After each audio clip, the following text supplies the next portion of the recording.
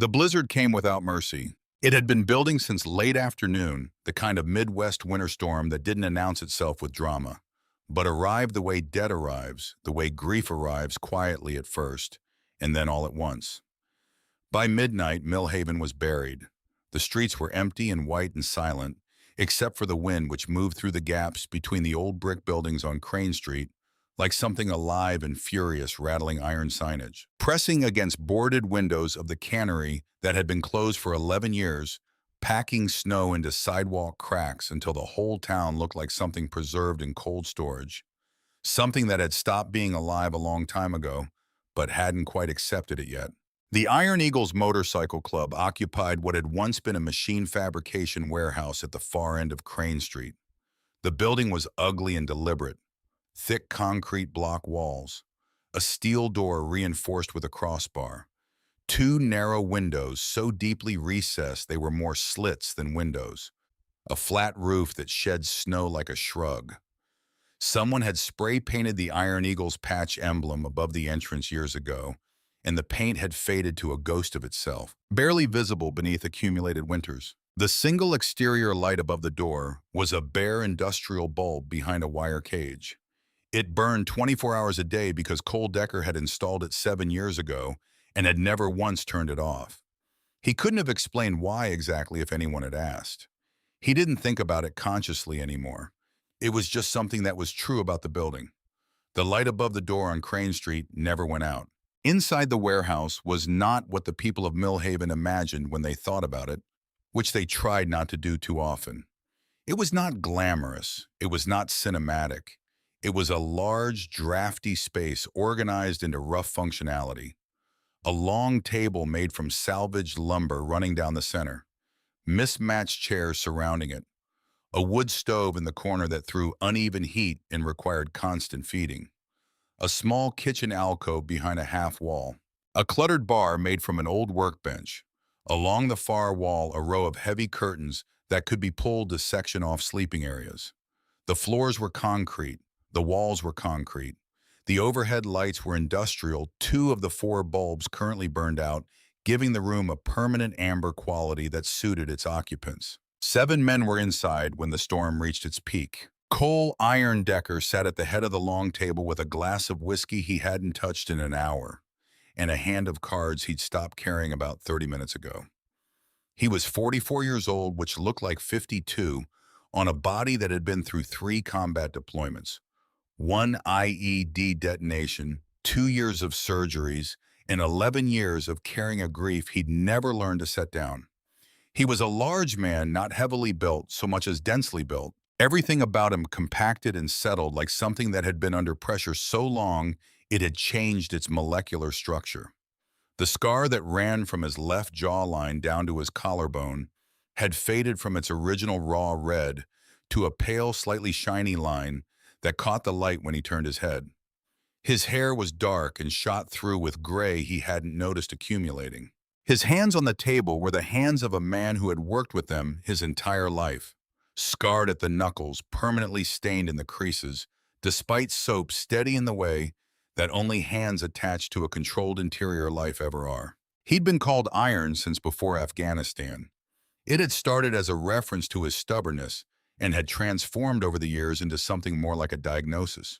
To his left, Ray Wrench Okafor was dealing cards with the exaggerated concentration of a man who was not particularly interested in the cards, but needed something to do with his hands.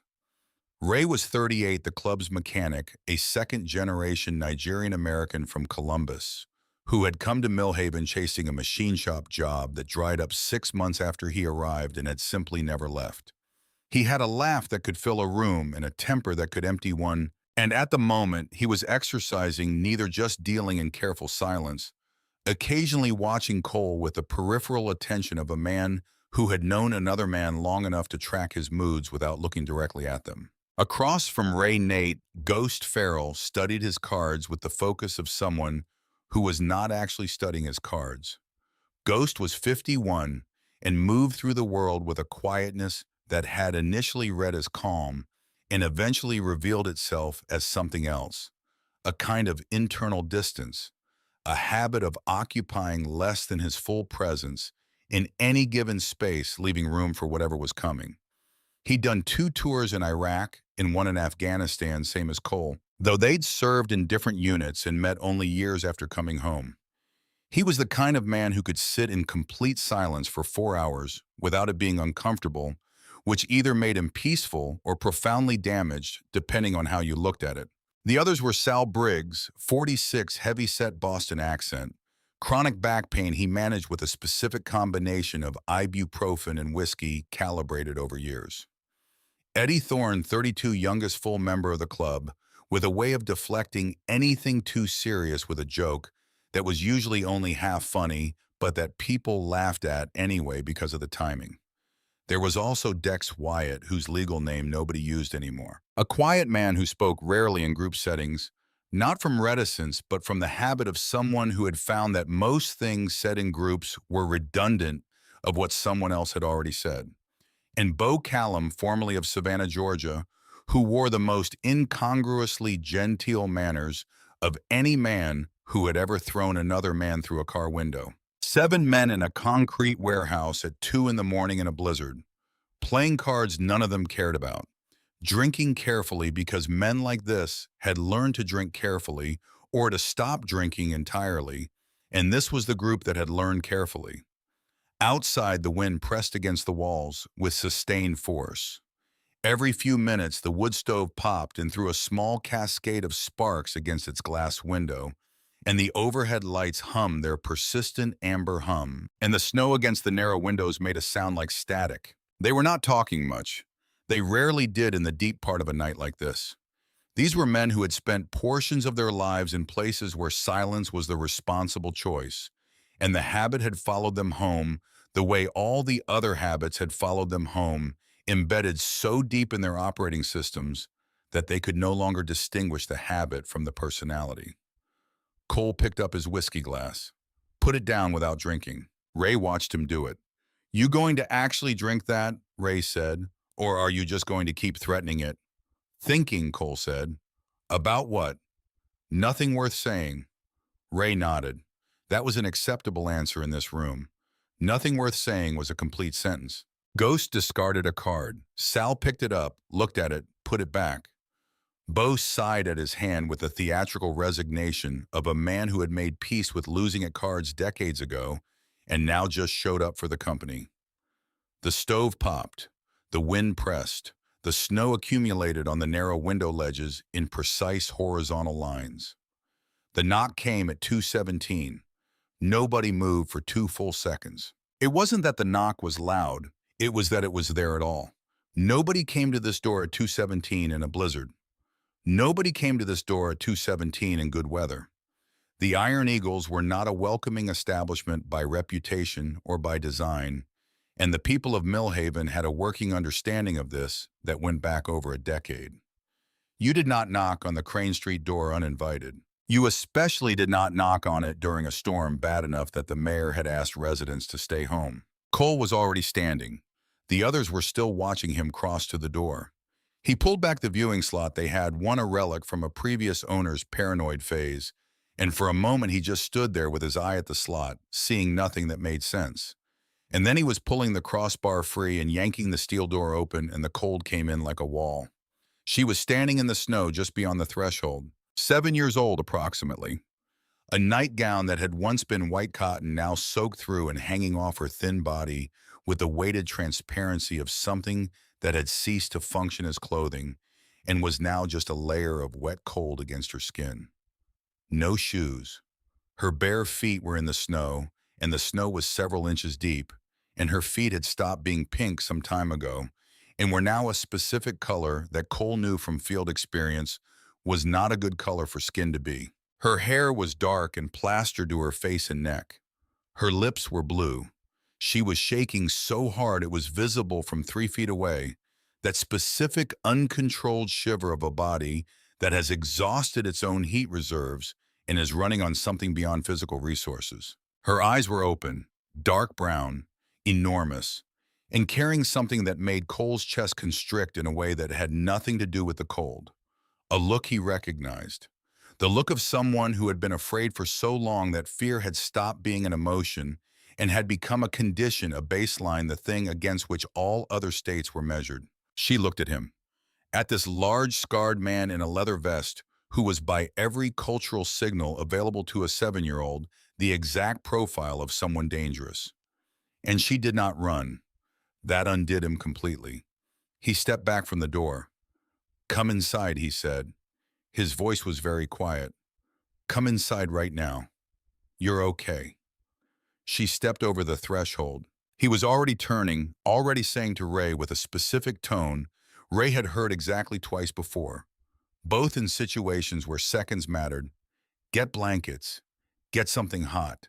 Whatever's fastest." The room was already moving. All 6 men on their feet with the coordinated efficiency of people whose reflexes had been trained for exactly the category of emergency that presented as a person in danger. Nobody asked questions. This was one of the things about men who had been in actual emergencies. They did not generate procedural conversation in the moment. They moved. Sal had a blanket from somewhere, one of the sleeping area curtains, thick wool, and it was around the child's shoulders before Cole had fully closed the door against the storm.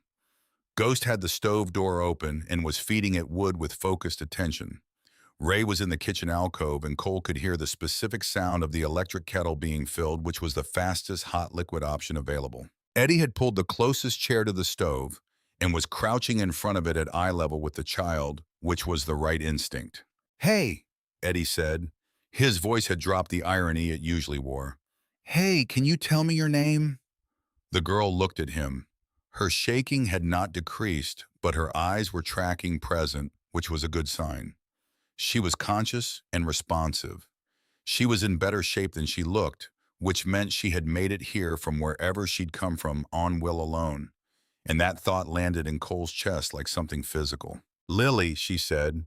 Her voice was barely audible, just a thread of sound through chattering teeth. "Lily," Eddie repeated. "Okay, good. I'm Eddie, that big guy who opened the door. That's Cole. He's a lot less scary than he looks, I promise." She did not smile, but something in her face registered the attempt. Cole came and crouched beside Eddie, both of them below her eye level. Ray appeared with a mug broth from a can, hot but not scalding, and handed it to Cole with the instinctive understanding that it should come from the person the child had already made eye contact with. Cole wrapped her hands around the mug, his own hands over hers, helping her hold it because her fine motor control was not yet reliable. "Lily," he said, "how did you get here?" A pause. "I ran," she said. "From where?" Another pause longer. She looked down at the mug. "From home." Cole let that sit for a moment. He was good at letting things sit. It was one of his more useful qualities in situations that required patience over force. "Okay," he said. "That's okay. You're inside now. You're warm. Nobody's going to bother you here." She looked at him then, really looked at him. That searching, evaluating look children do with an honesty that adults have mostly trained themselves out of, looking for something, looking to see if he was telling the truth. Whatever she found in his face seemed to satisfy something. She drank from the mug. The men in the room settled into a respectful perimeter, close enough to be present, far enough to be uncrowding. This was instinctive, learned in different contexts, but transferable. You don't crowd a person who's been through something. You give them the space to feel the absence of threat, which is different from giving them space, a distinction people frequently confused. They got her socks from someone's pack. They got her feet out of the snow and dried and covered. They got her blood sugar up with crackers and a little honey. They talked to her in the careful, low register of men who had between them done extensive time in circumstances where voice modulation mattered. The shaking decreased incrementally over 40 minutes, color returning to her lips by degrees. Through all of it, she didn't tell them where she'd come from.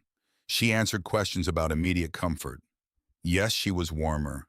Yes, the broth was okay. No, she didn't need more blankets. But the other questions, the ones that circled the perimeter of what had happened, she navigated around with a child's precision, which is more exact than adults usually give children credit for. It was Ray who noticed first. He'd brought another blanket, a lighter one, and in the process of arranging it around her shoulders, He'd had to push the sleeves of the nightgown slightly. He went very still. Cole, who had been watching the room with the particular awareness that never fully switched off in him, saw Ray go still and followed his gaze. The bruising on her forearm was old and new simultaneously. Old bruising has a specific palette, yellow-green, fading toward the skin tone evidence of something that happened and was healing. New bruising is purple, black swollen. Both were present on Lily's forearm, overlapping, which meant the injuries had not been a single event, which meant they were ongoing. Cole looked at Ray. Ray looked at Cole. Neither of them said anything. "Lily," Cole said very carefully, very evenly, "is there anywhere else you're hurting right now? Anywhere that might need us to look at it?" She went still, and the way he was learning was her version of a retreat. Not physical withdrawal, but a kind of internal closing, like a door quietly pushed shut. "I'm okay," she said. The delivery of that sentence, flat, practice, reflexive, confirmed everything he'd already begun to suspect. Children did not speak the phrase, "I'm okay," in that particular register, unless they'd had occasion to say it frequently to people who were not helping them. He looked at Ray. Ray nodded very slightly. He'd heard it too. "Okay," Cole said. He kept his voice easy. "Okay, Lily. You don't have to worry about anything right now. You just stay warm." He stood, moved to the kitchen alcove, with Ray stood with his back to the main room and his voice low. "We need to know where she came from," Ray said. "We'll get there. Don't push her."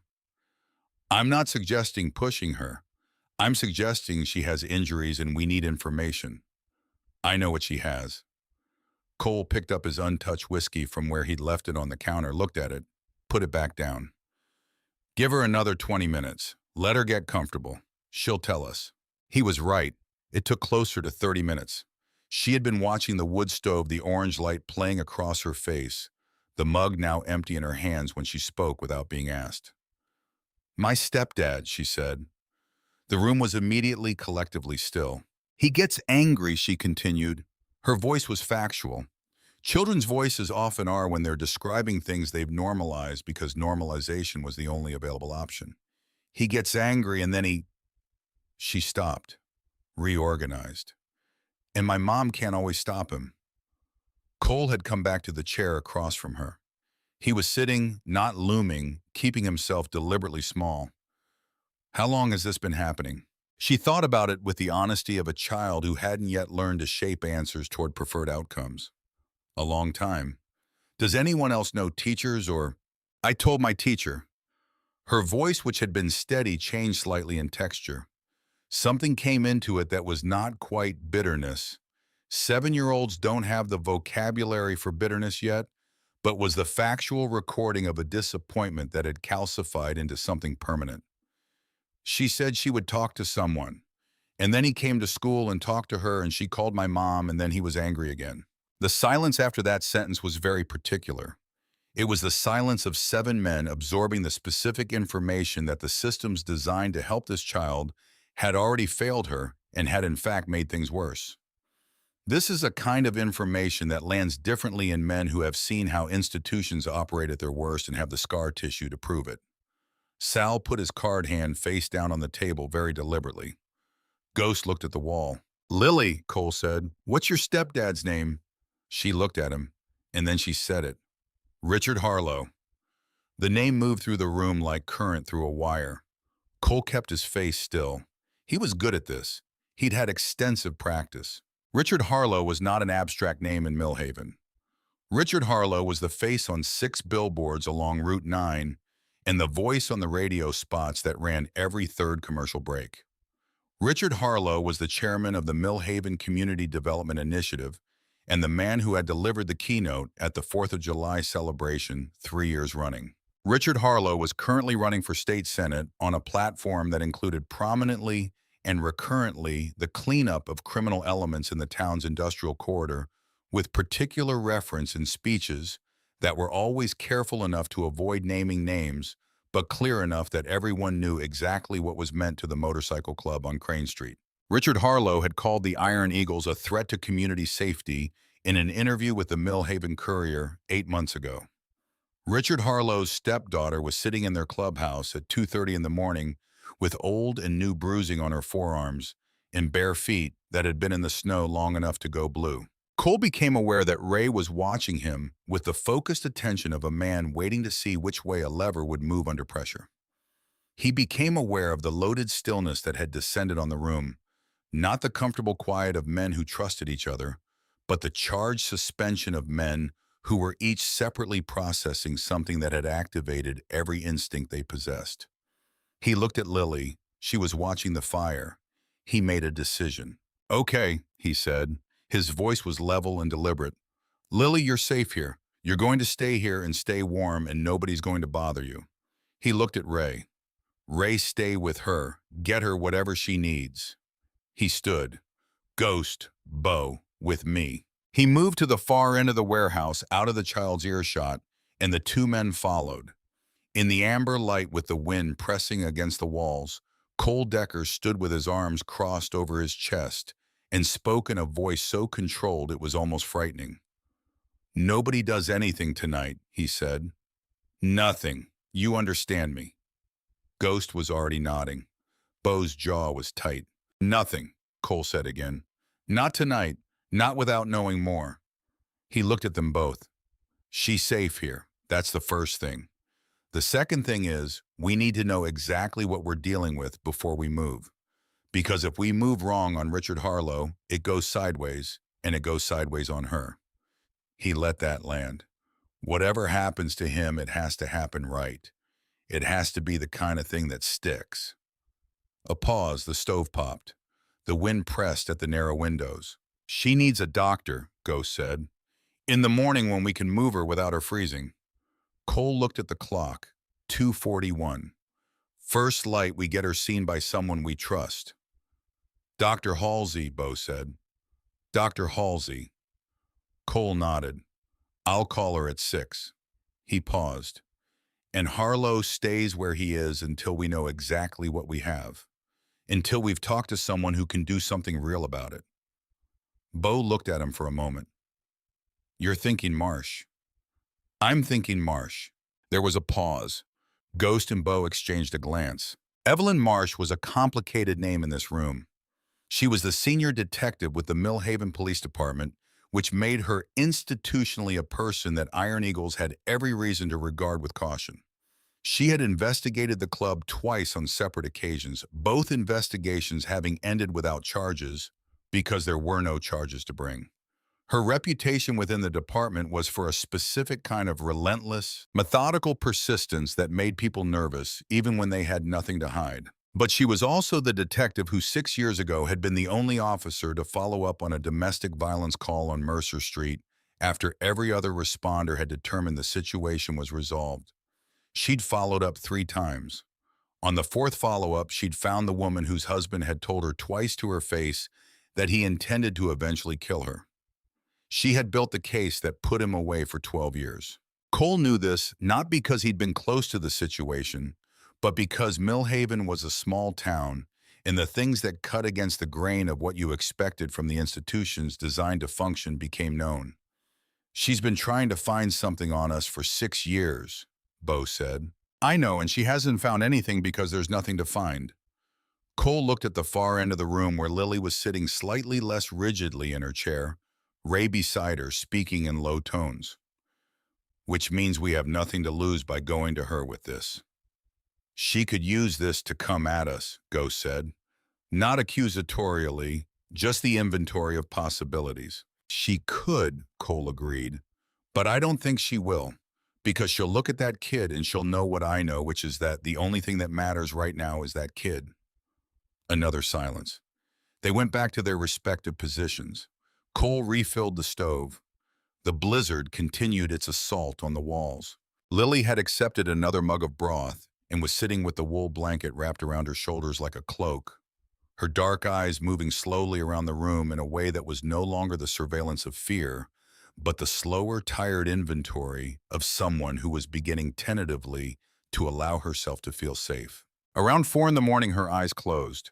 She was asleep in the chair in less than 2 minutes, the way children sleep when they've been running on adrenaline so long that the adrenaline simply runs out completely, instantly, heavily, like a door falling shut. Cole watched her sleep. Ray had pulled his chair a few feet away and was sitting with his forearms on his knees, not asleep, not awake, just present. Ghost had taken a position near the door with a particular quality of alertness he never fully switched off. The others had arranged themselves in their various habits of watchfulness. Nobody left. Nobody went to sleep. This was not discussed or decided. It was simply what happened, which was the way things often worked among men who had spent significant portions of their adult lives in positions where leaving was not something you did when someone who needed protection was sleeping in the room. Cole looked at the burns on Lily's forearms visible below the blanket she'd shifted slightly in sleep. He looked at the deliberate pattern of them, not the random evidence of a clumsy child in proximity to hot things, but something arranged with an intent that was very hard to look at directly. He thought about Richard Harlow's billboards on Route 9. He thought about the word criminal on those billboards and how language worked and who got to determine what a word meant in a town. And then, without deciding to, he thought about Anna. She'd been 6 when the car hit them on Route 12 4 years ago, on a Tuesday afternoon in October, when Cole had been in the garage and not yet on his bike, and not yet on his way to pick her up from school the way he'd promised he would. She'd been riding with her aunt. Her aunt had survived. Cole had spent the first year afterward constructing detailed alternate universes in which he had left the garage 5 minutes earlier. 10 minutes earlier had been the one driving, had changed the particular sequence of events that placed his daughter in that specific intersection at that specific moment. He didn't do that anymore. The alternate universes had stopped being a coping mechanism and started being a cage, and he had made himself stop going in. But Anna was still there. She had never not been there. She had this habit of sitting in chairs with her knees pulled up to her chest, arms wrapped around them, making herself compact. Cole had told her once to sit properly at the dinner table, and she had looked at him with the specific expression of a child who finds adult concerns about furniture baffling, and he had not told her again. He would give anything not to have told her even once. Lily was sitting that exact way, compact, arms around knees, as if she'd learned at some point that taking up less space was a survival strategy, and the strategy had become the posture, and the posture had become the person. Cole pressed the heels of his hands against his eyes for a moment, took a breath, lifted his face. Lily was still sleeping. The stove was still throwing its uneven heat. The storm was still going. At 5:55, Cole picked up his phone. Signal had returned thin but present. He scrolled to a number he'd called only once before 2 years ago for a different reason entirely. He pressed call. It rang 4 times. "This is Marsh." Her voice was awake, or awake enough. People in her line of work learned to be functional within 2 rings. "This is Cole Decker," he said. A pause. "Mr. Decker." She didn't sound alarmed. She sounded like someone recalibrating from whatever she'd expected this call to be. "It's 6 in the morning." "I know, I'm sorry." He paused. "I need you to come to Crane Street. I need you to come as a detective, not as someone who's been trying to build a case on my club. I need you to understand those are 2 different things." Another pause longer. "Why?" she said. He looked across the room at Lily sleeping in the chair, at the wool blanket, at the mug on the floor beside her. "Because there's a child here," he said. "Richard Harlow's stepdaughter. And before I tell you anything else, I need you to hear me out and make a decision about what kind of cop you are today." The silence on the line had a quality to it. "I'll be there in 20 minutes, Marsh said. She made it in 18. The knock on the door was nothing like the knock at 217. This one was deliberate, professional, 2 short raps at normal volume. Cole opened it. Evelyn Marsh was 47 years old, medium height, wearing a gray wool coat over whatever she'd been in when the phone rang. Jeans, a flannel shirt, boots she hadn't bothered to lace all the way. Her hair was dark, going gray, cut practical, worn loose. Her face was the face of someone who had been encountering difficult things professionally for 20 years and had arrived at a specific relationship with those difficult things neither numb nor overwhelm, but something more calibrated and more costly. She looked at Cole. He stepped aside. She came in. She saw Lily. Something moved across Marcia's face, not the performed empathy of someone going through procedural motions, but something real and immediate and briefly unguarded. She looked at the sleeping child in the chair with the wool blanket and the empty mug, and then she looked at the 7 men distributed around the room, and whatever calculation she was running, she ran it quickly. "You found her like this," she said. "She knocked," Cole said. 217 in the blizzard. No shoes." Marsh looked at him. "And you called me." "I called you." "Instead of—" She stopped, started over. "Why?" "Because this needs to be done right," he said. "Because whatever you find when you look at her, it needs to hold up. It needs to be documented and processed and held to every standard. Because the man we're talking about is going to have lawyers who will dismantle anything that isn't airtight." He met her eyes. "And because I don't want there to be any question when this is over about what happened in this room." She studied him. Whatever she was looking for, she seemed to find enough of it. "I need to examine her when she wakes up," she said. "I need to document the injuries and hear from her directly. Are you prepared for this to become an official investigation?" "That's why I called you." She nodded slowly. She pulled a notebook from her coat pocket, old school paper, a habit some detectives never gave up. "Tell me everything from the beginning," she said.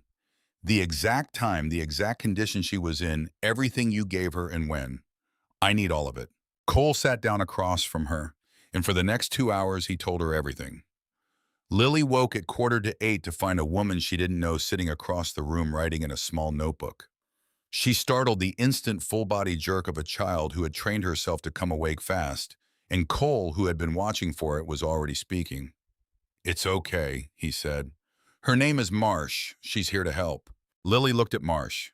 Marsh looked at Lily. She had a quality in her gaze at this moment that Cole noticed, a kind of patient non-demand, the willingness to be looked at without looking back too hard, which was exactly right. "Hi, Lily," Marsh said. "I'm Evelyn. I'm a detective, which means my job is to make sure kids are safe. Is it okay if we talk for a little while?" Lily looked at Cole. He nodded. She looked back at Marsh. "Okay," she said. What happened in the next hour and 40 minutes, Cole would remember for a long time afterward. Marsh was methodical and gentle in a combination he hadn't expected from her.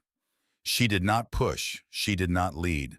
She documented with precision and care and asked for repetitions only when she needed clarity. When Lily stopped talking, Marsh waited in a silence that was not pressure but space until the child was ready to continue. The burns were documented. The bruising patterns were documented. The distribution and staging of the injuries, the overlap of old and new, the locations, the shapes were recorded in Marcia's notebook with a thoroughness that Cole recognized as the work of someone who knew what she was building and why it had to be right. Dr. Ruth Halsey arrived at 9. She was a compact woman in her early 60s with a direct manner and no apparent personal fear of anyone in the room, which Cole had always appreciated about her. She examined Lily with professional calm that did not mask what she was feeling behind it, which was a controlled fury that medical professionals acquired over decades of seeing certain things and being unable to look away from the implications. When she came to Cole, her voice was very quiet. "The injuries are consistent with long-term physical abuse," she said. "There are scars that predate any of the current bruising by months, possibly longer. I'll prepare a full report." "How long?" "I can have a preliminary to Detective Marsh by this afternoon." Cole said nothing. He wasn't sure yet whether calling Marsh had been the right thing or the first step in a sequence that would undo something he couldn't afford to have undone. But he'd made the call, and the call was made. That was where they were. At 11:43 in the morning, his phone buzzed. Unknown number. A text message. 3 words. "Where is she?" Cole stared at the message. He looked up at the street through the narrow window, empty, white, quiet in the aftermath of the storm. He looked back at the phone. The message had come from a burner number, the kind you could buy at any gas station. the kind you used when you wanted contact without traceability. It was a message from a man who had resources and the reasonable calculation of someone who had spent years managing situations to his advantage. 40 seconds later, the phone buzzed again. Same number. 2 words. Last chance. Cole stood very still. Richard Harlow knew his stepdaughter was gone. That was expected. What Cole had not expected was for Harlow to know where to send the message. For Harlow to have this specific number at this specific hour before any official report had been filed, before any call had been logged, before anything that should have produced this information had produced it. He had been wrong about something. He had thought Harlow was reacting. He was beginning to understand that Harlow had been prepared. His hand tightened around the phone. He was still standing there, the phone in his hand, the cold light of a storm-cleared morning coming through the narrow windows, the weight of what was coming settling across his shoulders when Lily appeared at his elbow. He hadn't heard her move. But there she was standing beside him, looking out at the white street, at the exterior wall of the building, at the bare industrial bulb above the steel door, still burning in the pale winter morning, the way it burned every morning. "Is he going to find me?" she asked. Cole looked down at her. He put the phone in his vest pocket. "No," he said. She looked up at him with those dark, enormous eyes running the same searching evaluation she'd done when he first opened the door, looking for the truth in his face, looking to see if what he was telling her was real or just the thing people said to children to keep them from panicking. She looked at the light above the door for a long moment. "Mom told me to find the light that never goes out," she said quietly. "She said that's where I'd be safe." Cole looked at her. Then he looked at the light, the bare bulb, the wire cage. 7 years of uninterrupted burning. He didn't answer immediately because the sentence had arrived with a weight that required a moment before he could carry it correctly. Sophie Aldrin had told her daughter about this light, had pointed her toward this building, not this club, not these men, not anything she could have known about what was inside, but this light specifically. Had built some kind of instruction around it months before this night as a contingency, as an exit, as the one direction she could give her daughter that might matter when she couldn't give anything else. A woman Cole had never met had looked at something he'd installed without knowing why, and had seen in it exactly what he hadn't been able to name. He looked back down at Lily. "It stays on," he said. "Always." She turned from the window.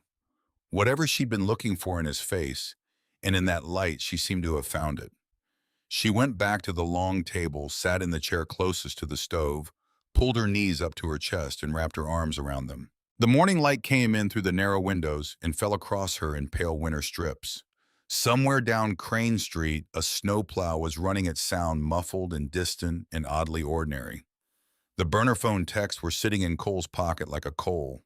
And 3 miles across town in a house on Whitmore Avenue, Richard Harlow was already making his first calls of the morning, methodical, unhurried, the calls of a man who had rehearsed this exact contingency and knew precisely what came next. Cole Decker stood in the amber half-light of the Crane Street warehouse and understood with the precision of a man who'd been through enough to recognize the shape of what was coming, that the next knock on this door was not going to be a frightened child.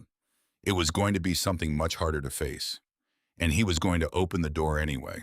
The blizzard had broken, but the cold it left behind was a different animal entirely. Drier, sharper, the kind that worked through every seam in your clothing with the accumulated insistence of something that had decided to stay. By mid-morning, Crane Street was a corridor of packed gray ice and plowed snow walls, the buildings on either side presenting their familiar industrial facades with the blank patience of structures that had outlasted everything the town had thrown at them. Cole was at the narrow window when his phone lit up with Beau's name. "You need to look at the Courier website," Beau said from across the room. He'd been on his phone for the past 20 minutes with the focused stillness of a man receiving information he didn't like the shape of. "Right now." Cole pulled up the Millhaven Courier on his phone. The headline had gone up 4 minutes ago. "Missing girl 7 linked to Iron Eagles clubhouse. Family desperate for answers." Below it, a photograph. Richard Harlow standing on the steps of what appeared to be a government building, holding a framed photograph of Lily. His expression was the composition of controlled anguish eyes, slightly wet jaw set, the posture of a man holding himself together for the cameras. Beside him, slightly behind a woman Cole didn't recognize at first glance. He understood after a second with the weight of understanding something you'd rather not that it was Sophie Aldrin. Lily's mother's face was the face of someone being held upright by proximity to people and by will alone. A face on which grief and terror had reached a stalemate that expressed itself as absolute blankness. She was standing next to the man she was afraid of in front of cameras she had not chosen, saying nothing because she had been given no words to say. Harlow had put her there. He had made that calculation before breakfast and executed it before 10. Cole put the phone on the table. The room read it in turn, leaning in without crowding. Nobody said anything for a long time. It was Ray who finally spoke. He was looking at the phone rather than at Cole, which was how Ray expressed the category of emotion that was too large for direct eye contact. He made her stand next to him, he said. His voice was very quiet. He went straight to the cameras, and he made her stand next to him. He's controlling the story before we know there is one, Cole said. The room absorbed this. Lily had come to stand at Cole's elbow again the way she'd done at the doorway that morning. He became aware of her by the warmth near his arm, the slight sound of her breathing. He tilted the phone away before she could see the screen. "Let's get you something to eat," he said. She let him steer her toward the kitchen alcove away from the phone and the headline, and the photograph of her mother standing next to the man she'd run through a blizzard to escape. He didn't think she'd seen the screen. He wasn't certain. The call started at 2 in the afternoon, not to Cole's phone, but to the clubhouse landline, which was a relic he'd kept connected primarily because the internet ran through it and which had not rung in 6 months. The caller ID read Millhaven Courier. Nobody answered. It rang again at 2:08. Different number, same result. At 2:19, a van appeared on Crane Street, white no-logo satellite dish on the roof. Cole watched it from the narrow window without showing himself in the glass. It parked at the curb 50 feet down from the building and did not move. At 2:31, a second vehicle joined it, a local news affiliate out of the city 40 miles east. Ghost was at his position near the door. He'd been there since early morning and had not moved from it with any permanence, which was a thing Cole had noted and not commented on. "How many by 5?" Ghost said. "Enough," Cole said. "We say nothing, even when they knock. Especially when they knock." Ghost nodded. He looked at the door with the expression of a man who understood that the difference between a door and a wall was primarily symbolic, and who was more than prepared to enforce the symbolic distinction. Marsh arrived at 2:47 with a younger detective she introduced as Sarah Vane, early 30s, efficient with the particular focused economy of someone who had learned early to let her work speak rather than her presence. Vane photographed the space systematically without asking for anything from the men in the room, which Cole appreciated. Marsh documented the blanket, the mug, the chair, the socks, the positions of people and furniture, the condition of the entry, the snow still tracked in from the early morning. She photographed Lily's feet crouching after asking Lily's permission directly. "Can I take a picture of your feet?" Marsh said. "Just to show the doctor's notes are right." Lily looked at her socks, then back at Marsh, then nodded with the gravity of a child who understood that the things adults documented mattered in ways she couldn't fully decode yet.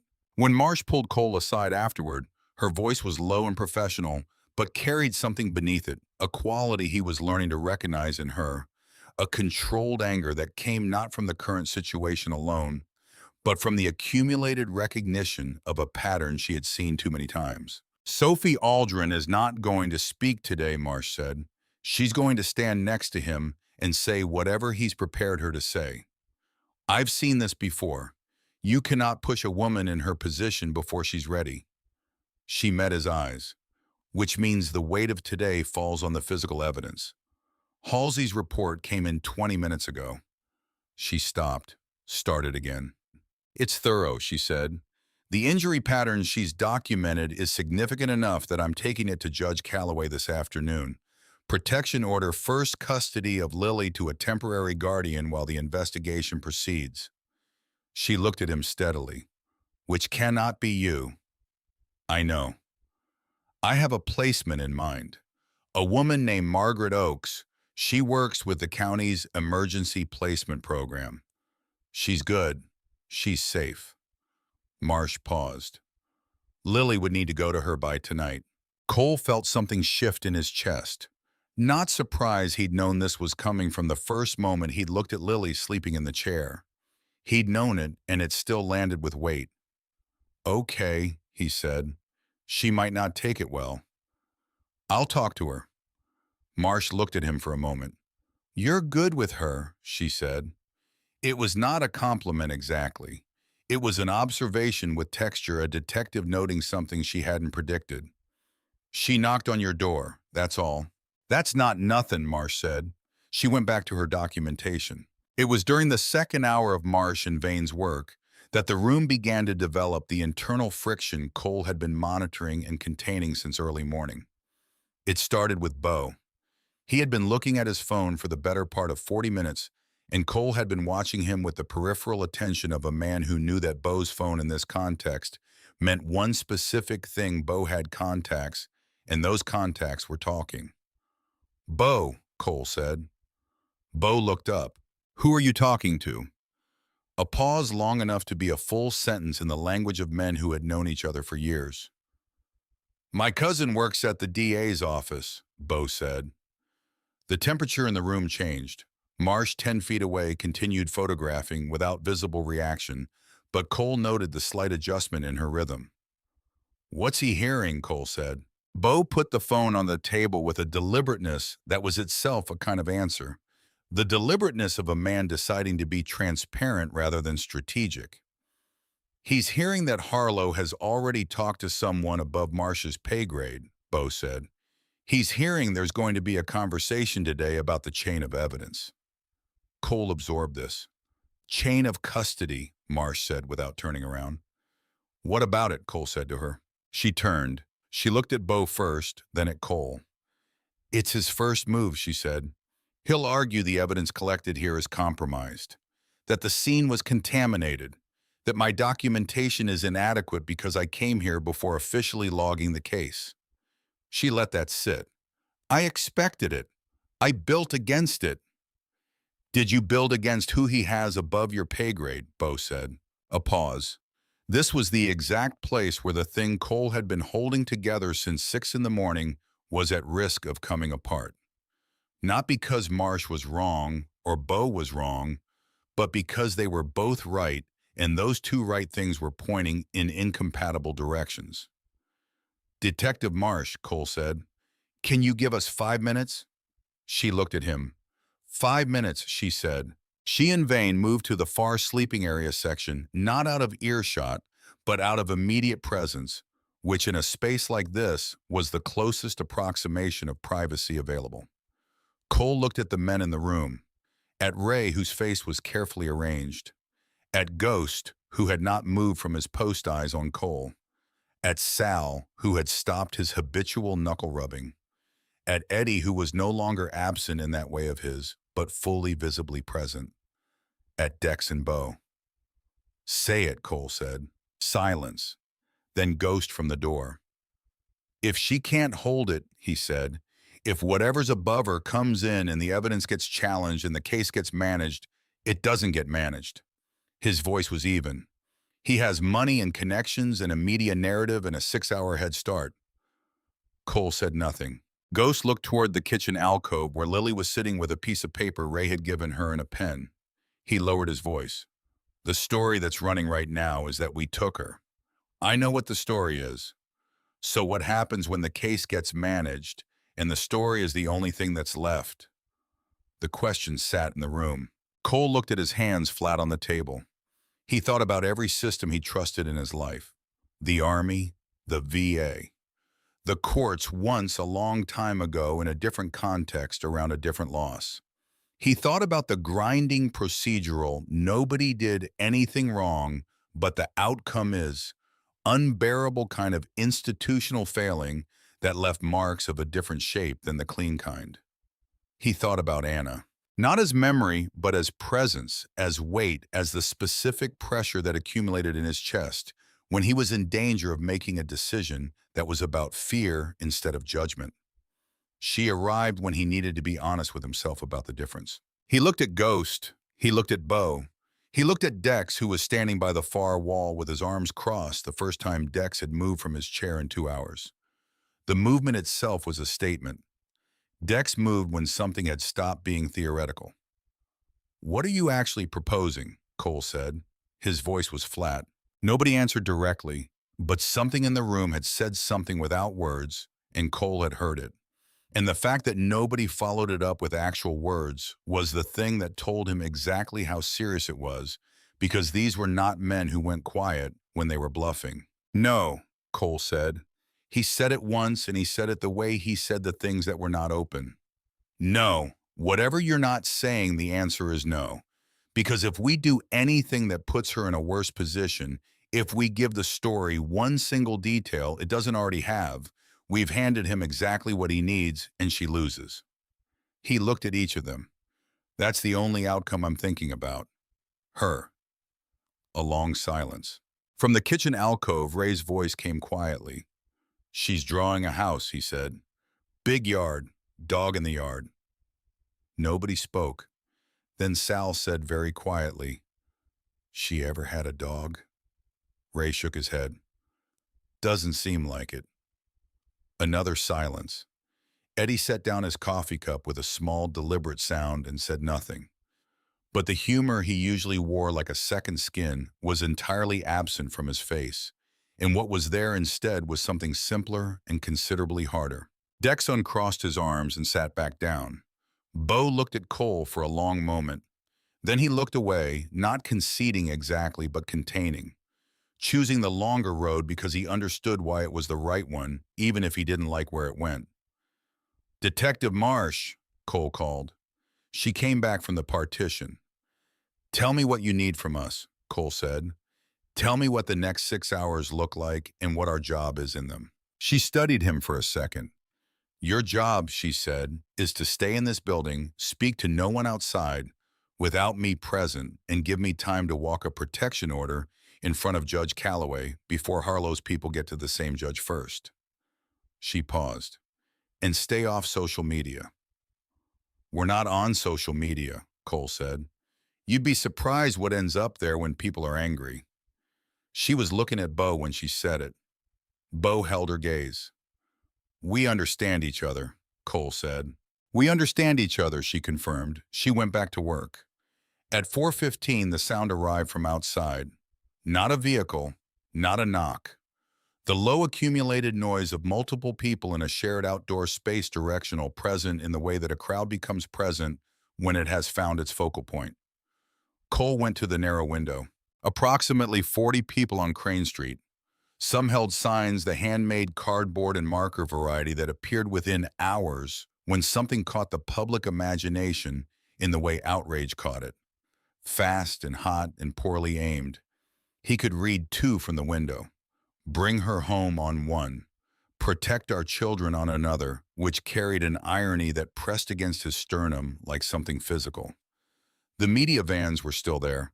A third had joined them. Standing at the edge of the crowd, not in it, but proximate, in a dark wool coat, with his collar up and his expression calibrated to a specific frequency of civic concern, was Richard Harlow. He was not looking at the building. He was talking to a reporter, gesturing in the controlled, communicative way of a practiced public speaker who understood that how your hands moved on camera was part of the sentence. He was not looking at the building. But he knew Cole was watching. Cole understood this with the precision of one person reading another across distance. The slight set of Harlow's shoulders, the way his chin was angled exactly enough away from the building to make the not looking deliberate. He was performing not looking. He was saying with his body and his position, "I am a father in pain. I am a citizen in fear. I am here because these men." Cole stepped back from the window. "Get Lily away from the windows," he said. "Make sure she can't hear what's outside." "She can already hear it," Ray said from behind him. Cole turned. Lily was standing in the middle of the room. She'd come out from the kitchen alcove with her drawing in hand, A paper house, a paper yard, a dog she'd drawn with the careful concentration of someone building something that mattered. And she was standing very still in the way children go still when sound doesn't match their expectations of a space. She looked at Cole. "Is that outside?" she said. He crossed to her and crouched down. "It is. There are some people outside." "Why?" "Because they heard a story and they're worried about a little girl. Most of them are good people who came because they care about kids." He held her eyes. "The story they heard isn't accurate. We're going to fix that." She thought about this. "Is Richard out there?" He didn't hesitate. He'd learned in the past 12 hours that she could handle truth better than she could handle discovering a managed version of it. "Yes," he said. She looked at the exterior wall, calculating distance the way children do when they understand that walls are not the same as safe. "He's not coming in," Cole said. "You can't promise that," she said. He held her gaze for a moment. "You're right," he said. "I can't promise that specifically. What I can promise is that if he comes near this door, he goes through me first, and I'm a lot harder to go through than a door." He kept his voice even, not aggressive, not performing, just stating a fact about the physics of the situation. She looked at him for a long time. "Okay," she said. She went back to her drawing. Cole straightened up. Marsh was at his shoulder. "Calloway has the petition," she said quietly. "I need 30 minutes. "We don't have 30 minutes if that crowd decides to move." "The crowd is not going to move. Harlow doesn't want them to move. He wants them visible and he wants the cameras on them, but he does not want an incident that creates a police report he can't control. He's smarter than an incident." "Until he isn't," Cole said. "Until he isn't," she agreed. Her phone buzzed. She looked at the screen. Her face did not change the practiced detective receiving information and processing it without broadcasting, but her eyes sharpened by a degree. "Calloway signed it," she said. Something in the room released very slightly a pressure that had been building for hours. "Lily goes to Margaret Oaks tonight," Marsh said. "I'll arrange transport, and Harlow receives formal notification of the protection order within the hour." She paused. "Which is where it changes. Up until now, he's been playing offense. As of this protection order, he's playing defense." Cole said nothing. He was thinking about what playing defense meant for a man who had already demonstrated he was playing with a prepared board. His phone rang. A number he didn't recognize, not the burner, a different one, with an area code that belonged to a downtown law office. He answered it. "Mr. Decker." The voice was male, measured the cadence of someone accustomed to being the most composed person in any room. "My name is Arthur Vane. I'm Richard Harlow's attorney. I'm calling as a courtesy to let you know that my client intends to file a motion challenging the protection order within the next 2 hours on grounds of procedural irregularity." A perfectly timed pause. "I'd also like to inform you that we become aware of certain information regarding Detective Marsh's conduct in this matter that we believe constitutes a conflict of interest, and we will be raising that with her superiors." Cole held the phone to his ear. He was very still. "Mr. Decker," Vane continued, "this does not have to become more complicated than it already is. Richard is a father who wants his daughter home. That's the only conversation worth having today." Cole let the silence extend for one beat past comfortable. "Tell your client," he said, "that his daughter knocked on my door in a blizzard without shoes, and she was covered in bruises, and she told us his name." He paused. "That's the only conversation worth having today." He hung up. Marsh had heard it. She was looking at him with the expression of a detective who had just confirmed a prediction she'd made before she arrived that morning. "Conflict of interest," she said. 6 years ago, I investigated a complaint against Harlow's development company. Conflict of interest in a zoning bid.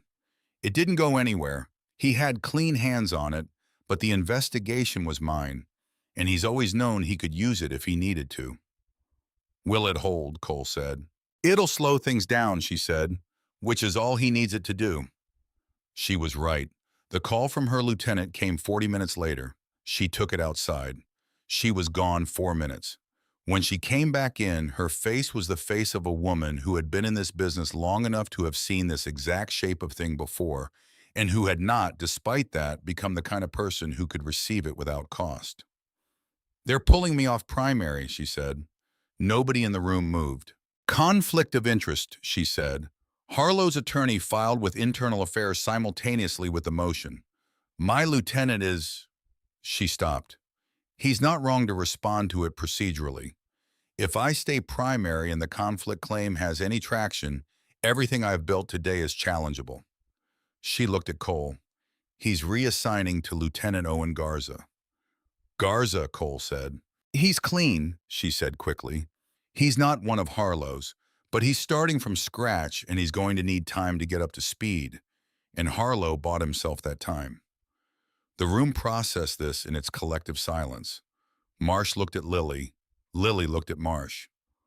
"I'm not going away," Marsh said to her. "I'm just not the one in front anymore. But everything I documented today that doesn't go anywhere, that's real. You're real." Lily nodded. She looked like she'd heard things like this before. Things that were true and meant and insufficient. In the suspended window between Marsh's departure and whatever came next, Cole's phone rang again with a number he didn't recognize, a regular local area code, not a burner. He answered. The ambient sound on the line was a vehicle in motion. The compression of road noise, the slight vibration of someone holding a phone in a moving car.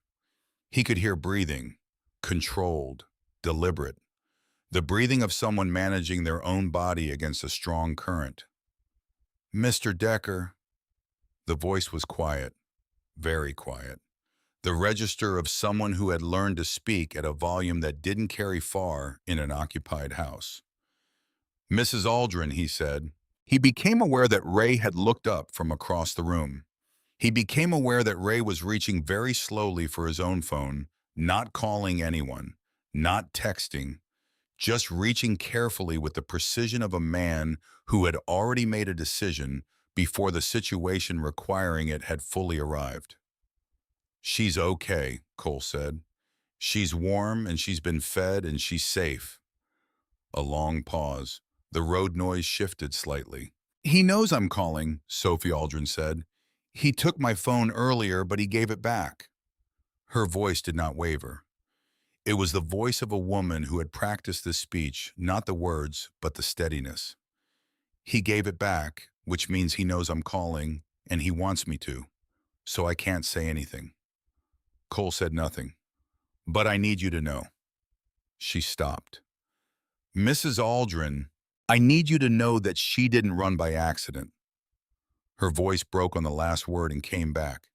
"I told her, months ago, I told her about the light, that building, the light that never goes out." A pause. "I told her that's where she'd be safe." Cole's hand was very tight on the phone. He was aware of the room around him. The amber overhead lights, the stove, the chair where Lily had slept, the sound of Lily's pen on paper from the kitchen alcove. He was aware of Ray across the room, phone in hand, not looking at him, giving him the privacy of not looking while remaining completely present. "Sophie," he said carefully, "you told her about this building specifically." "I told her about the light," she said. "I didn't know anything about who was inside. I just—" She stopped. The road noise changed again. "I just knew the light that never goes out." He looked at the exterior wall, at the window, at what lay beyond it, the bare industrial bulb behind its wire cage, burning as it always burned, as it had burned since he installed it 7 years ago, for a reason he had never been able to name. Sophie Aldrin had looked at it from wherever she'd been standing and had seen a fixed point, a thing that did not go out when everything else did. She had seen it, and she had built her daughter's escape around it in the only materials available to her silence patients. And one small instruction she could give her daughter, that might matter when she couldn't give anything else. She had trusted the light before she knew anything about the men inside. Cole pressed his free hand flat against the concrete wall beside the window. He felt the cold of it through his palm. "Sophie," he said. His voice was very level. "Where are you right now? I can't. Just that. Two words that contained everything. I know, he said. I know you can't.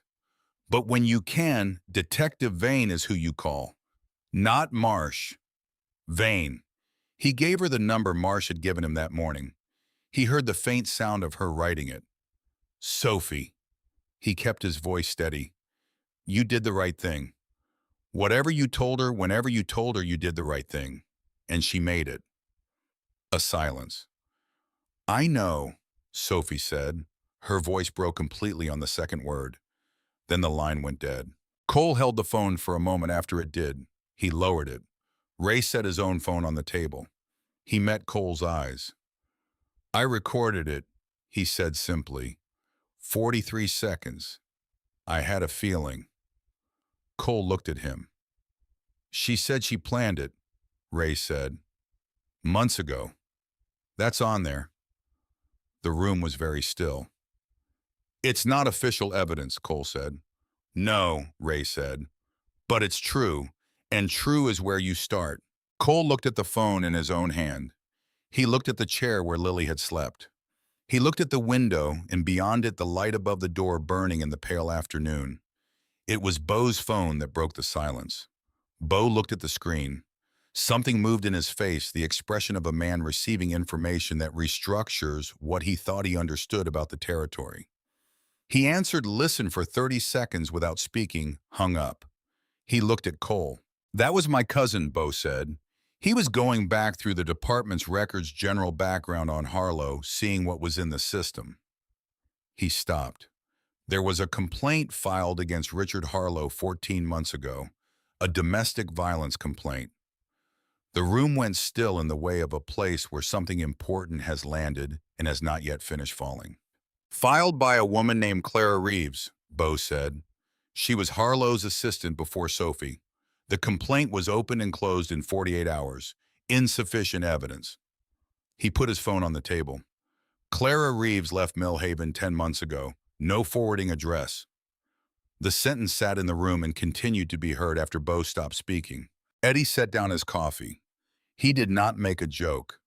It was the first time in Cole's memory that Eddie Thorne had encountered something for which he had no reflex to reach for humor, and what his face looked like without it was something Cole hadn't seen before, something simpler and considerably harder. He's done this before, Eddie said. Flat, quiet, entirely without the irony he usually wore. He practiced on someone else first. Yes, Cole said. Dex stood up. He moved to the hook by the door where his jacket hung, and he took it down and he put it on. He said nothing. He had contributed exactly one action to this entire day, and it was the action of a man who had decided something was no longer theoretical and was preparing accordingly. Cole looked at him. Not yet, Cole said. Dex looked back. He didn't take the jacket off, but he didn't move toward the door either. He stood there in his jacket as a statement of readiness, which was different from action, and Cole recognized the distinction and respected it. He needed the distinction himself right now. Harlow hadn't scrambled when Lily went missing. Harlow had been ready. The burner text at 2:17 before any official notification existed. The attorney moving within hours. The conflict of interest filing timed to land simultaneously with the motion. These were not responses. These were prepared positions. A man like that had infrastructure. And infrastructure had to be built before it was needed, which meant Harlow had been maintaining it for longer than tonight. Clara Reeves was 14 months of proof, and Clara Reeves was somewhere in a city with no forwarding address, which meant she was somewhere that being unfindable felt safer than being known. At 11:17 that evening, a knock came at the Crane Street door, different from both the knock at 2:17 and the media. Deliberate, unhurried, 2 measured raps. Cole opened it. Lieutenant Owen Garza stood in the cold without a partner, without a department vehicle visible at the curb, without anything that announced his presence as official. He was in his early 40s, lean, sharp-featured, wearing a dark coat, and the particular alertness of someone whose mind had not rested since early afternoon. He stepped inside. His eyes moved through the room in a single practiced arc, the men, the layout, the mug still on the floor, the chair. I got the file from Marsh an hour ago, he said. No preamble. I compared it against what the system says was uploaded. He paused. What I was given was incomplete. Cole said nothing. Photographs logged at intake, Garza said. Marsh's and Vane's both. Not in the working file I received. He looked at Cole steadily. Someone in my building altered a case file tonight. I need to know the full shape of what I'm looking at before I walk back in tomorrow morning and start pulling threads attached to people I currently work with.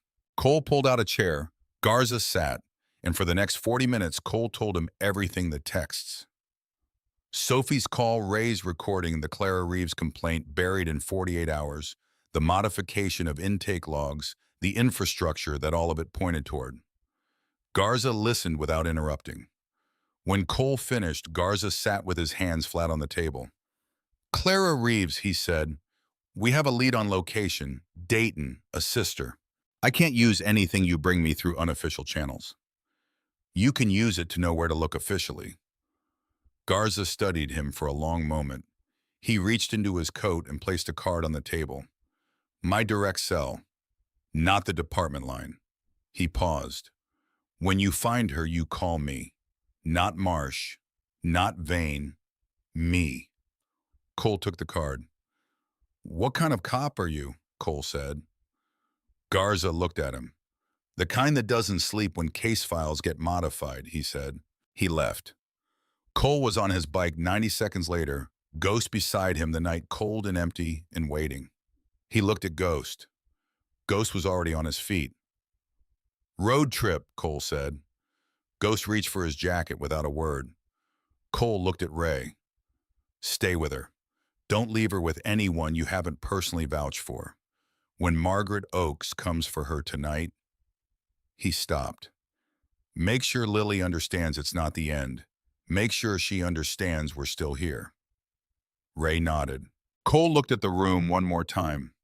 At Lily bent over her drawing in the amber light. The paper house, the paper yard, the dog she'd never had. He thought about Anna. He let her be there fully for once instead of moving around the perimeter of it. Anna, who had been 6 years old and had trusted him completely and had had every reason to. Anna, who had been making the plans that 6-year-olds make what she would be for Halloween, what she wanted to do on Saturday on the last morning he'd ever talked to her. He thought about a woman in a moving car whispering through 43 seconds because she had no more than 43 seconds saying, I just knew the light. He went through the door. The street was empty and white and quiet. The media van sat dark at the curb. The crowd was gone. Cole stood for a moment with the cold pressing against his face and the light above the door burning at his back the way it always burned, the way it had burned for 7 years without explanation. He'd installed it without knowing why. He was beginning to understand. He walked around the side of the building to where his Harley sat under the overhang. Ghost materialized beside him with the same quality of silence he always moved with. 212 miles to Dayton. 4 hours on a night like this. A woman who had tried to tell the truth once and had learned what the truth cost when the system supposed to carry it had been prepared to bury it. He was going to ask her to try again. He started the engine. The sound split the silence of Crane Street in half, that deep chest-level rumble that was not aggression but presence. The sound of something built to move through whatever was in front of it. The highway waited, dark and empty and long. Cole Decker leaned into the cold and rode. The highway was a black ribbon pulled through the dark, and Cole rode it the way he rode everything that mattered, with his whole body, his whole weight, committed to the forward direction, nothing held in reserve. The cold hit them within the first mile and never relented.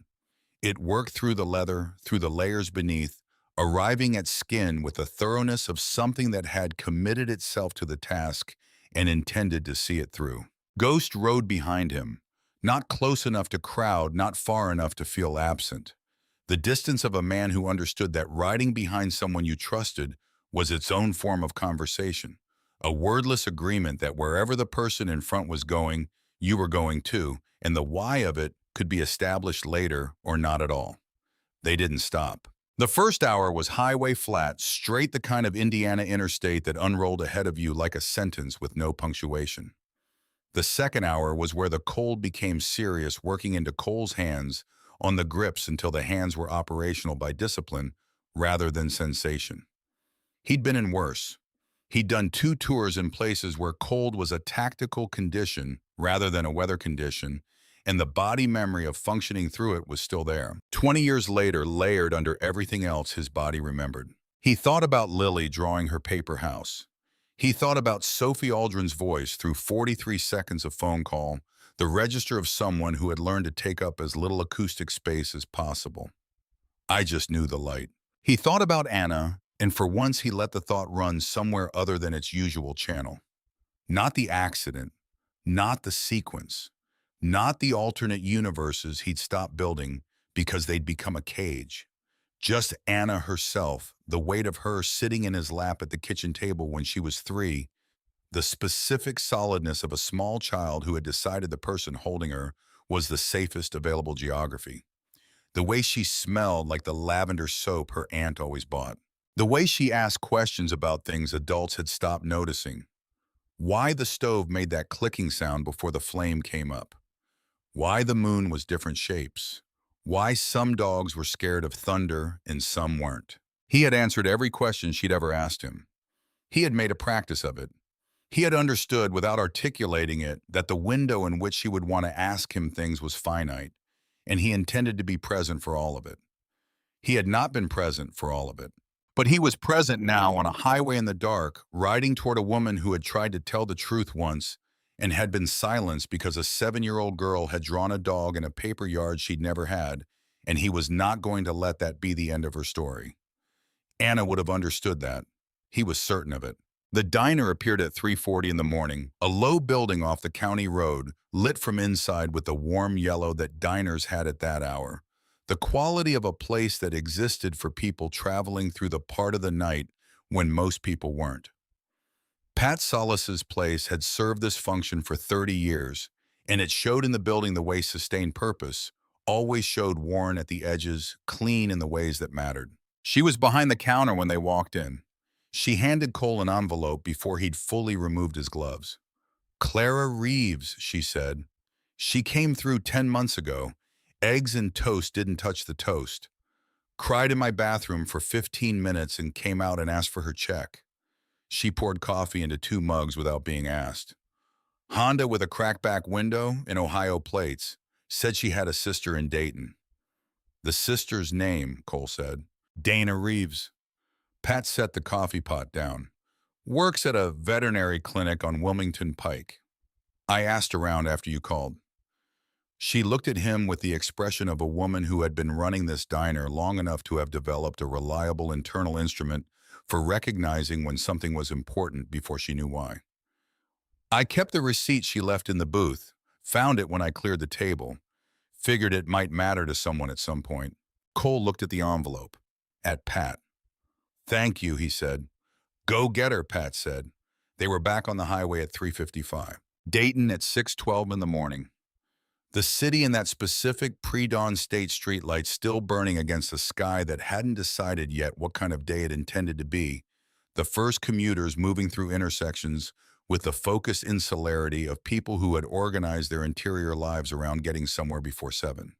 Cole found Wilmington Pike on the third turn. The veterinary clinic was a single-story building set back from the road with a parking lot that held 2 cars and a sign with a paw print that had faded to approximate visibility. "Closed. Opens at 7. Cole sat on the bike with the engine off and the cold settling into his legs, and Ghost standing beside him, and he called Bo. "Vane's been up all night," Bo said. "She's building a parallel file, everything she documented outside the department system. Garza is reviewing it at 6. A pause. "The press conference is confirmed. 10 in the morning, City Hall. Sophie, no contact since her call." Cole hung up. He looked at the clinic door. He thought about what it meant that Clara Reeves had left a receipt in a diner booth, like a message in a bottle, not intentionally, maybe, or maybe exactly intentionally, in the way that people who have run out of official options sometimes left traces for whoever might come looking. At 7:02, a young woman unlocked the clinic's front door. Mid-20s, dark hair, moving with the brisk efficiency of someone who opened this building every morning and had made the routine automatic. Not Clara. The build was wrong, the age was wrong. Cole approached. Ghost stayed back. Dana Reeves, Cole said. She stopped, looked at him, leather jacket, road-worn, unshaven eyes red from 4 hours of highway cold, and did the rapid assessment that people did when an unknown quantity appeared without context. Who's asking, she said. My name is Cole Decker. I'm from Millhaven. He kept his voice level and his hands visible. Your sister Clara filed a complaint against a man named Richard Harlow 14 months ago. That complaint was buried. The same man has been hurting a 7-year-old girl. Right now, we have less than 2 hours to put together enough that a judge will keep that girl safe from him permanently. And Clara is the only person I know of who can help me do that. Dana Reeves stood in the doorway with her keys in her hand and her face going through a sequence. Recognition first. Then fear not for herself, but the adjacent fear of someone who had watched someone they loved carry something terrible and had learned to recognize the shape of it. Then something harder than fear, something that had been waiting for exactly this kind of moment. She told me, Dana said. She told me nobody would listen. I'm listening, Cole said. A pause that lasted exactly as long as it needed to.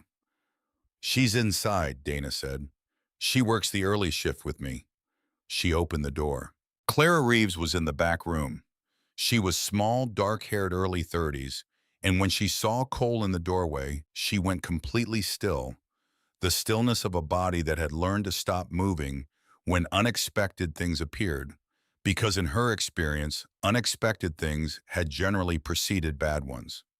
She looked at him with the eyes of someone who had filed a formal complaint with the appropriate authorities and had then watched that complaint disappear in 48 hours, and who had drawn the only conclusion available from that sequence of events. Cole did not move toward her.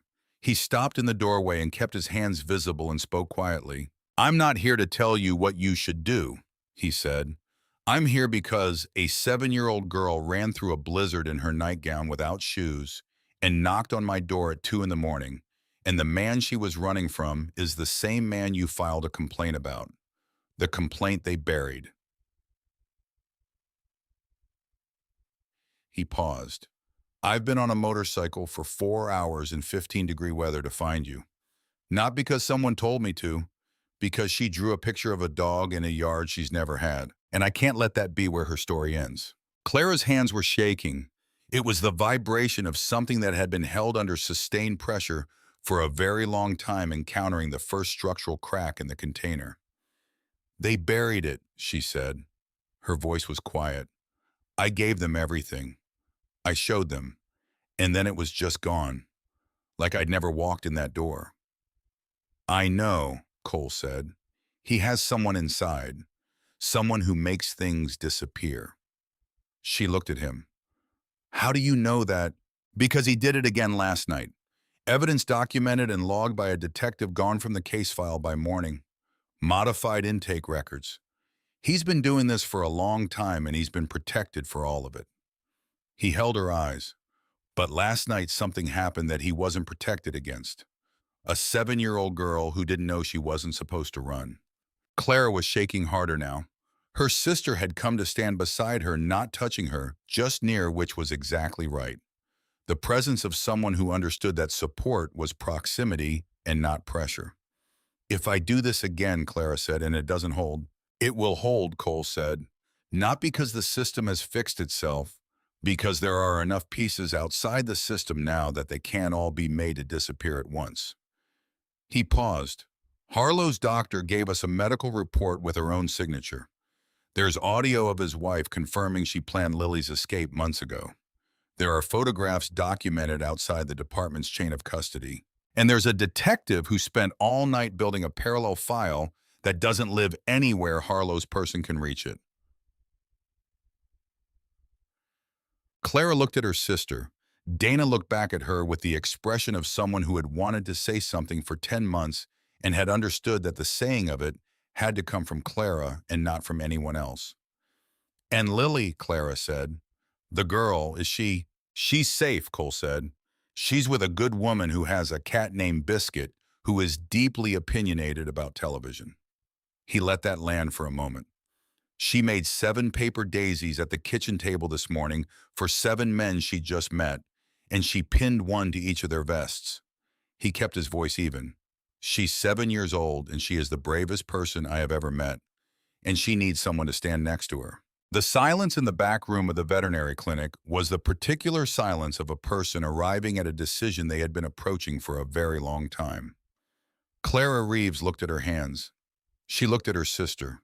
She looked at Cole, who had ridden 212 miles through the night on the testimony of a child he'd known for less than 24 hours and who had not slept and who was still plainly going to stand there for as long as it took. "Okay," she said. Cole pulled out his phone and called Garza. "I have her," he said. "Clara Reeves. She'll talk." A pause, the pause of a man recalibrating his morning. "Get her on video," Garza said. "Now, before the motion hits Callaway at 9. I need a sworn statement I can walk into that courtroom with." Ghost already had his phone out, camera open, positioned at the correct angle, with the quiet efficiency of a man who had been ready for this since they left Millhaven. Clara Reeves sat down in a plastic chair in the back room of her sister's veterinary clinic. She folded her hands in her lap. She looked at the camera, and she began to speak. She spoke for 22 minutes. She spoke with the precision of someone who had rehearsed this testimony in her own mind many times in the privacy of her own rebuilding, never expecting to actually give it, and who discovered now that the rehearsal had been more thorough than she'd known. She described the pattern, not a single incident, but a sustained architecture of control and escalation. The methodology of a man who understood that the most effective harm operated below the threshold of what people wanted to believe was possible from someone like him. She described the complaint. She described the 48-hour closure. She described the visit she'd received afterward from a man she'd never seen before, who had been very polite and very clear about the dimensions of her situation. She described leaving. When she finished, the room was quiet, except for the early sounds of the clinic beginning its morning, a phone ringing in the front office. Dana's voice answering at the ordinary sounds of a place that existed to care for living things. Cole forwarded the video to Garza at 8:31. He looked at Ghost. Ghost looked at him. Neither of them said anything because there was nothing to say that the moment hadn't already said. Cole's phone rang at 8:47. "Callaway signed it," Garza said. No preamble, no performance, just the voice of a man delivering information that had cost him a night's sleep and a confrontation with something uncomfortable about the department he worked in and who was delivering it anyway. "Motion denied. Protection order stands." A pause. "I'm filing for an expanded investigation with the DA's office in 20 minutes. Everything Vane compiled, Halsey's report, the audio, the text, the video, all of it." Another pause. "Mr. Decker, you should be at City Hall by 10. Cole looked at the time. He looked at Ghost. They rode back through morning traffic, and the cold was no less brutal than it had been going out. But it sat differently, not like something trying to stop them, but like weather, just weather, the ordinary resistance of the physical world that you move through on your way to where you were going. Crane Street at 9:49. The media was there in force now. 4 vans, 2 affiliate trucks, a setup that suggested someone had made calls the previous evening to ensure maximum presence for the 10 o'clock. Cole parked around the side of the building and went in through the back. Ray was at the long table. He stood when Cole came in, read his face, sat back down with the expression of a man whose instrument had confirmed the reading he'd been hoping for. "Garza called," Ray said. "Motion denied." "I know. How is she?" "She left with Margaret at 7:45. Ray paused. "She asked me to tell you something before she went." Cole waited. "She said—" Ray stopped. Something moved briefly across his face. "She said to tell you the light was still on when she left. She looked back and checked." Cole stood very still. "She also left this," Ray said. He held up a piece of folded paper. Cole took it. He unfolded it. A paper house, a paper yard, a dog in the yard carefully drawn with a ballpoint pen, and in the corner of the page in the unsteady capital letters of a 7-year-old who was still learning the shapes for Cole. He folded it again. He put it in his vest pocket flat against his chest. "Let's go," he said. City Hall was 3 miles from Crane Street, and they rode the 3 miles as 7. All of them, single file, the sound of the engines running up through the cold morning air, and arriving at the City Hall steps a minute before 10. Cole parked and stood at the edge of the gathered crowd and looked at the setup. Richard Harlow was already at the podium. He was impeccably dressed in the specific way of a man who understood that presentation was its own form of argument.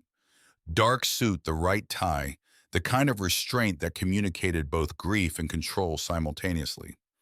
He had his hands on the edges of the podium. His face was arranged in the expression Cole had studied through the narrow window, the day before civic concern, paternal anguish, the performed steadiness of a man holding himself together in service of something larger than himself. He was good. Cole had said it to Marsh, and he'd meant it. Richard Harlow was genuinely technically good at this specific performance. He had refined it over years of civic engagement and political cultivation, and the patient construction of a public self that bore no resemblance to the private one. He was not looking at the 7 men who had just parked along the curb. He knew they were there. Cole watched Garza move through the crowd. Marsh was beside him, off the case, officially present as a witness, walking with the expression of a woman who had spent years doing this job correctly and was about to watch the correct outcome arrive via a route she had not been permitted to drive, and who had made her peace with that distinction because the outcome was the point and had always been the point.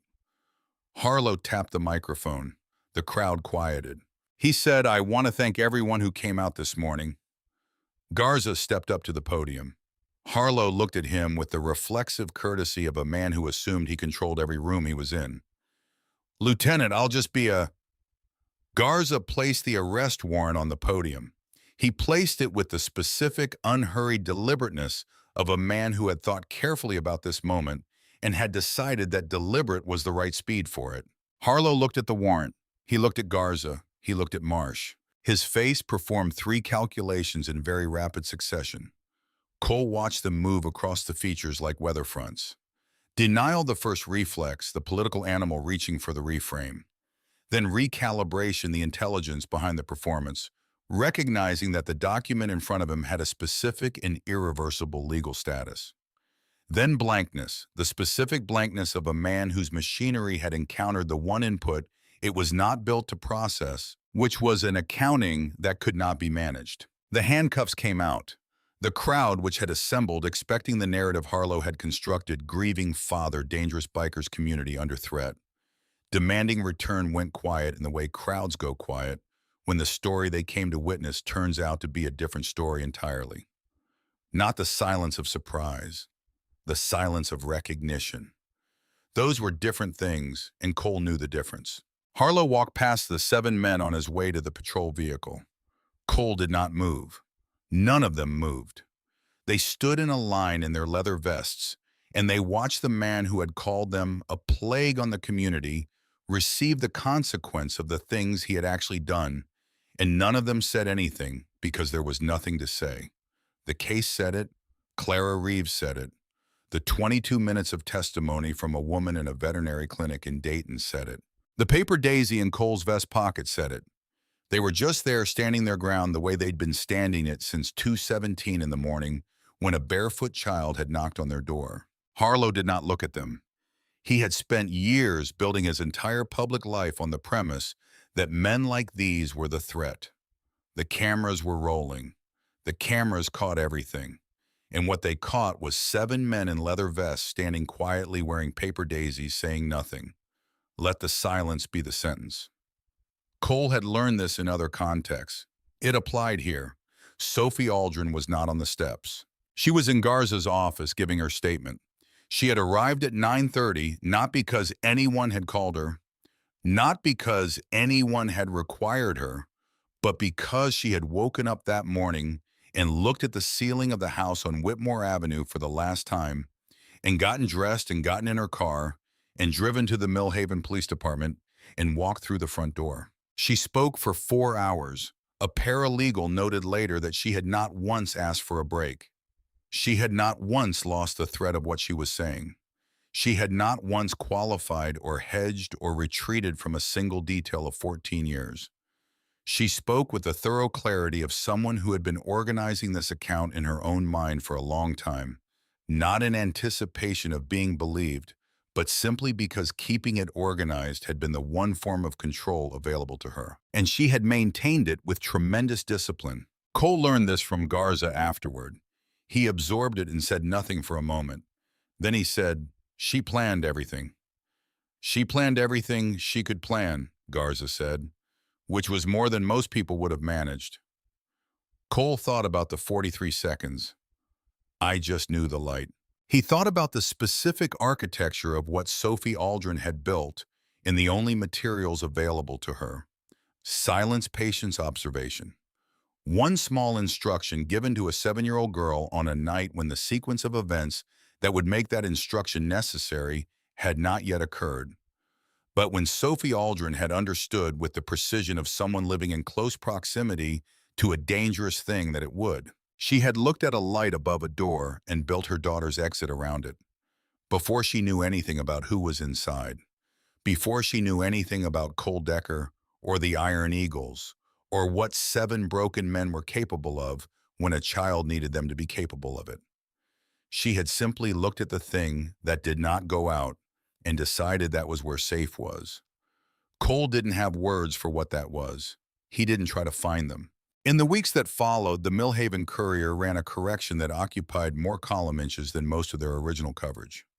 The department opened a formal internal investigation into the modification of case records, a process that was uncomfortable and slow, and that Cole followed with the particular attention of someone who understood that the cleanup of an institution's interior was always messier than the institution preferred to acknowledge publicly, but that it mattered that it happened regardless.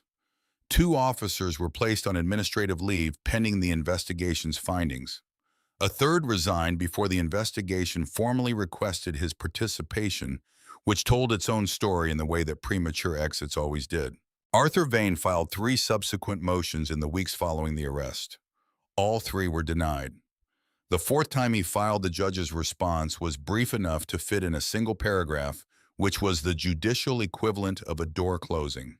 Clara Reeves drove back to Millhaven twice during the pretrial period to give additional testimony. The 2nd time she drove herself.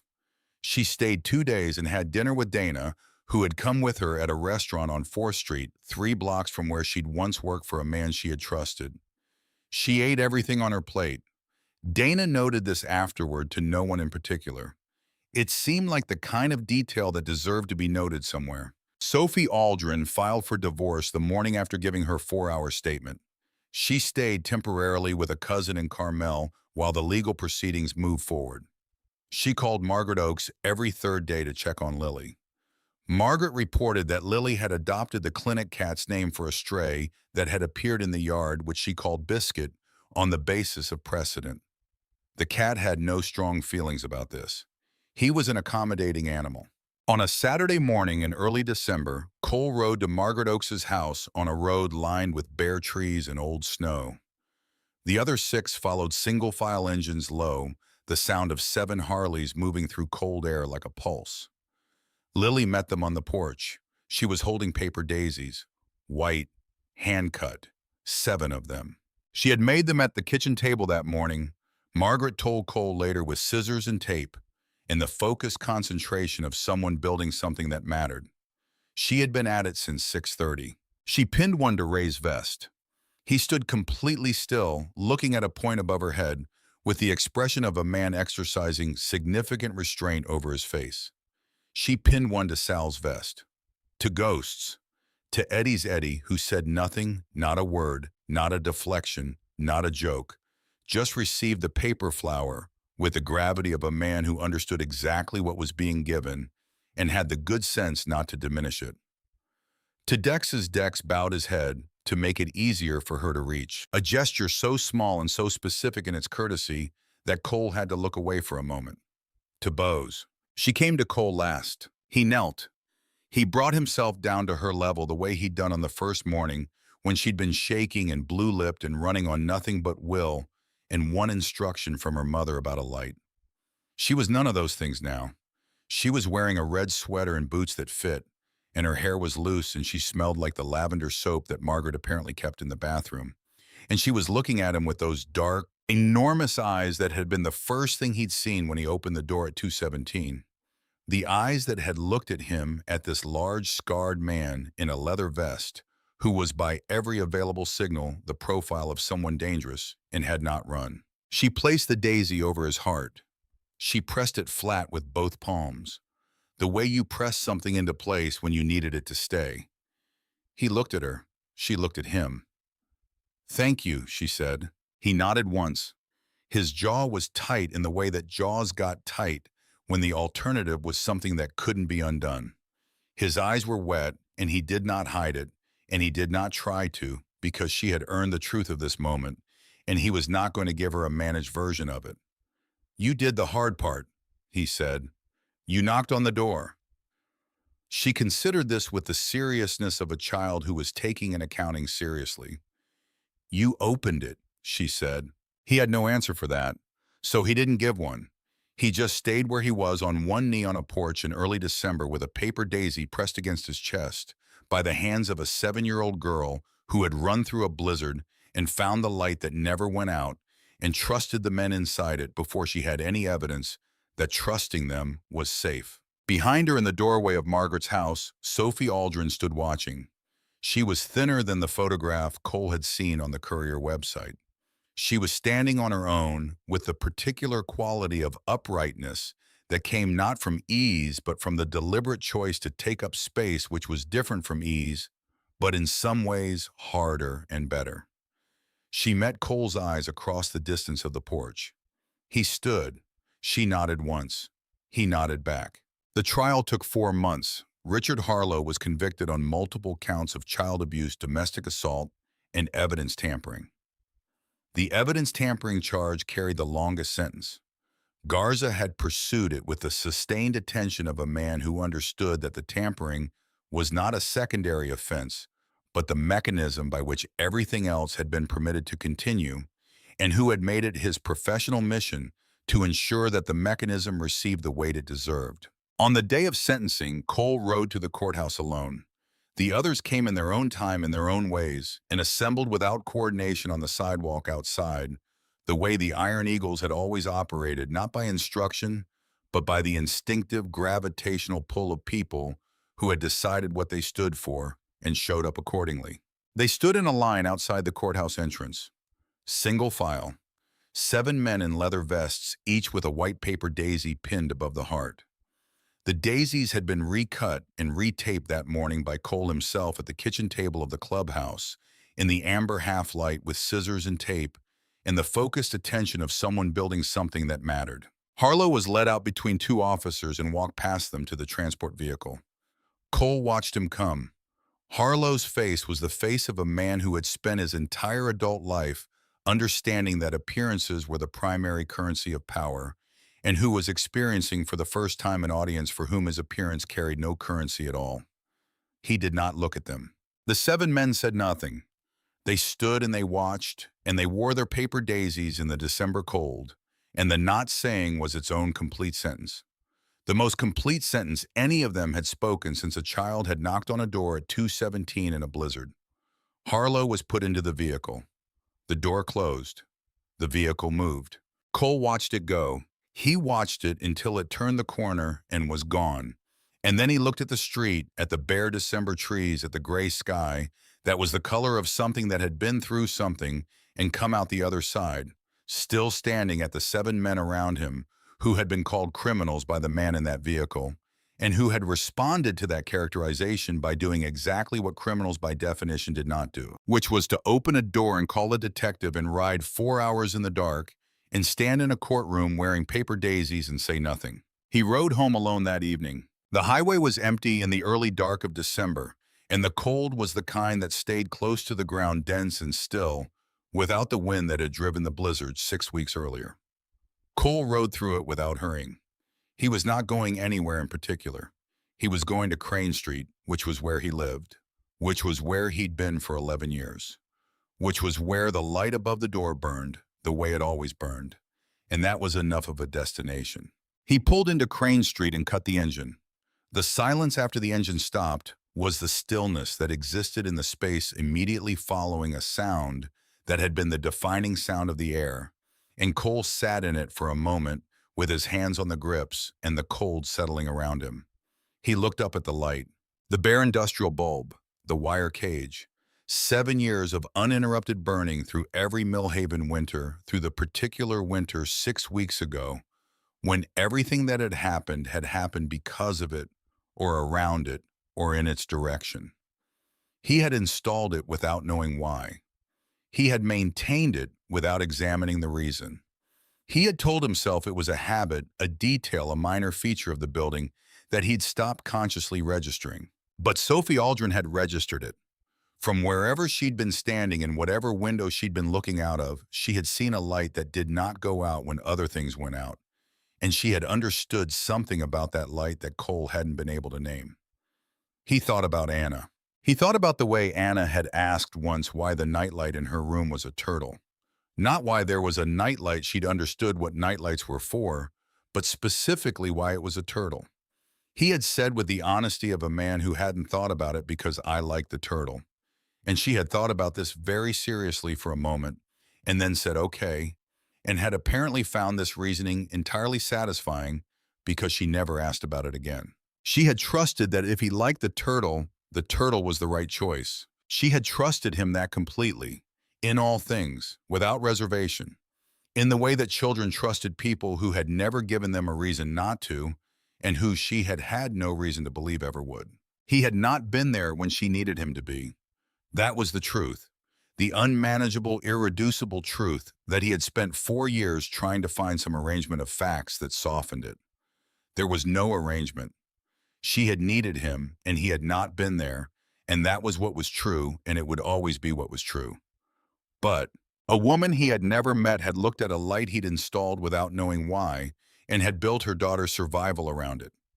A 7-year-old girl had run through a blizzard on nothing but will and one instruction and had found exactly what she'd been told to find. And Cole had been there. When Lily knocked at 2:17 in the worst blizzard Millhaven had seen in 40 years, Cole Decker had been exactly where he needed to be, and he had opened the door. And that was also what was true. He did not know how to hold those two truths at the same time. He suspected he might not ever know. But they were both there, and for the first time since the Tuesday afternoon in October 4 years ago, when the world had restructured itself around his absence, from a particular intersection at a particular time, the weight of the first truth did not completely eliminate the presence of the second. Anna would have been 10 years old. She would have been asking questions about things adults had stopped noticing.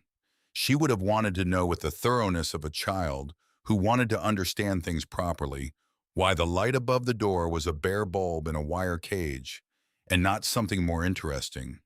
And he would have said honestly, because I needed something that would stay on. And she would have thought about this very seriously and said, okay. And she would have accepted it because she trusted him, and she would have been right to, and so would Sophie Aldrin, and so would Lily. He pulled the paper daisy from his vest pocket, the original one folded carefully, the one with 4 Cole in unsteady capitals in the corner. He looked at it for a long time. Then he put it back. He dismounted. He walked to the door of the Crane Street clubhouse and put his hand on it. Above the door, the light burned the way it always burned, steady, unremarkable, not warm exactly, but present. The kind of light that did not make promises about what was on the other side. The kind that simply indicated that on the other side, there was something, and it was still there, and the door was available if you needed it. He went inside.